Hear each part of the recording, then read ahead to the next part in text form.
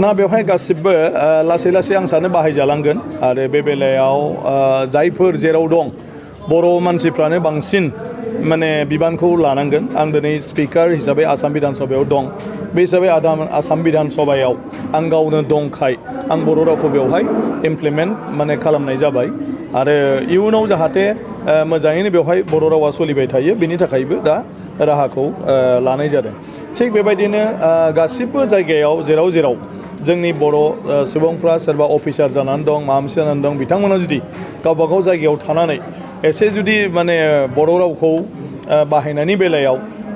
जुदि आरम्भ खालामलाङो आं सानो होमबाना जेरावबो जागोन दा बिधान सभायाव जानाय लोगो लोगोनो गासै सेक्रेटारियेटआवनो माने बर' रावजों जोंनि जिथु आयेन आफाद बा बिधान सभा बेनि गासैबो कारेसपन्डेन्सखौ बर' रावाव गासैबो डिपार्टमेन्टआनो हरनांसिगोन गतिके मा होनो दा आसाम बिधान सभायाव जानाय लोगो लोगो आसाम सेक्रेटारियेटनि मोनफ्रोमबो डिपार्टमेन्टनि अफिसाव माने बर' ट्रेन्सलेटर माने सुबुं थासिगोन आरो जायखिजाया जिथु कारेसपन्डेन्ट खालामनांगौ दं बा जोंनि आसाम एसेम्ब्लियाव सोंनाय फिननायफोर हरनांगौ दं बेफोरो बर' रावजों बेफोर डिपार्टमेन्टनिफ्राय माने हरजोबनाय जासिगोन अब्ला आं सानो बर' रावा फ्राय गासैबो डिपार्टमेन्टआव लासै लासैनो डिस्ट्रिक्ट लेभेलफ्रावबो माने इमप्लिमेन्ट जाहैजोबगोन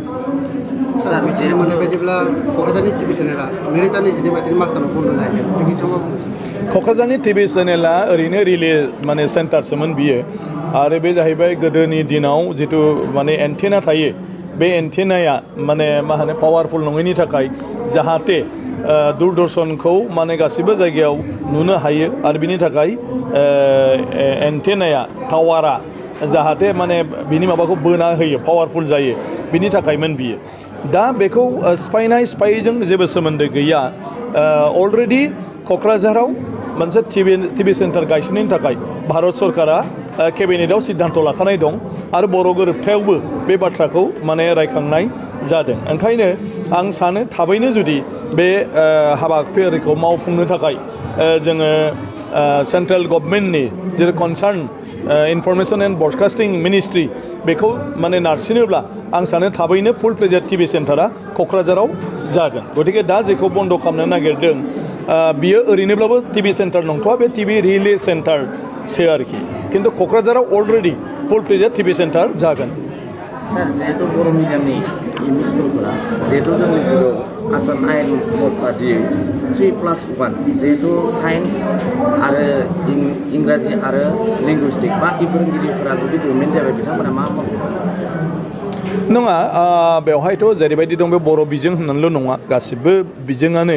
एखे माने इम्पेक्ट गोग्लैगोन गतिके आं सानो बे बिथिङाव माने माबाफोर जुदि बिदि जेंना नुजायोबा एंगार हायै निश्चय बेखौ फोसाबनानै लानाय जागोन गतिके जेफोर जेंना नुजागोन बायदि मोनदों बेखौ जुदि सोरबाया सरकारनो आसि दिन्थिनानै होयोबा बा लिरनानै होयोब्ला निश्चय बिनि सायाव सरकारा बा डिपार्टमेन्टआ फिन नायबिजिरफिनगोन आसामनि गोबां जिल्लाफोराव जिहेतु बाखि थालांनाय फोरोंगिरिफ्रा जिहेतु आफाद दानानै गोबां सोमावसारनायनि लामायाव फैगासिनो दा बेखौ आसाम सरकारनि जेंनाखौ मावफुंनो ना आं सानो बेखौ आसाम सरकारा नायबिजिरगोन दा बेनि गोनांथिखौ लानानै बेखौ सिद्धान्त लागोन गतिके दा जिहेतु माने आपत्ति फैबाय बा बेफोरबायदि मोनसे कमप्लेना फैदों थारैनो बिनि सायाव आसाम सरकारा माने सावरायगोन आरो सावरायनानै माने माबा मोनसे थांखि लागोन होननानै आं सानो बे बेलायाव